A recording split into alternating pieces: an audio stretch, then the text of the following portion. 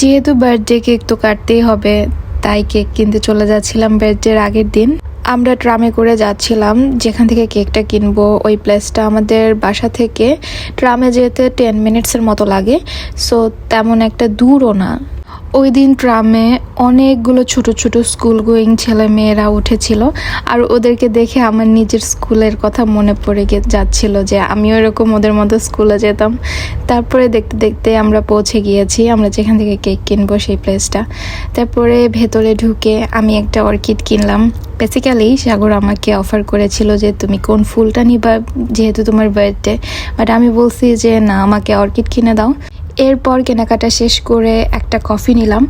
এই কাজটা আমি প্রতিবারই করি, যে বাড়ি আমি কফল্যান্ডে আসি সেই বাড়ি আমি ওখান থেকে একটা কফি নিই, বিকজ এই কফিটা অনেক বেশি চিপ এবং অনেক বেশি মজা। আমি জানি না, বাট অনেক এক্সপেন্সিভ কফির চেয়েও বেশি মজা লাগে আমার কাছে এই কফিটা। সো এটা আমি রেগুলার বেসিসে খাই, আমার খুবই ভালো লাগে।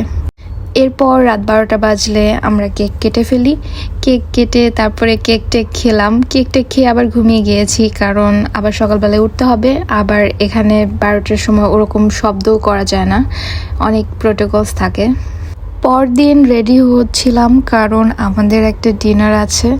আমরা আগের দিন একটা টেবিল বুক করেছিলাম একটা রেস্টুরেন্টে। এটা হচ্ছে একটা ইতালিয়ান রেস্টুরেন্ট।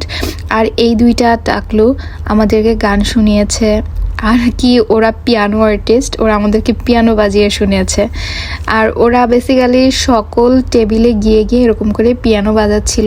ওরা স্ট্রিট আর্টিস্ট আর কি, ওরা এভাবে পিয়ানো বাজিয়েই ওদের লাইভলিহুড সিকিউর করে। আমরা বাইরেই বসেছিলাম, আর অনেক সময় ঝড় হচ্ছিল, বাট কেউই সিট চেঞ্জ করছিল না।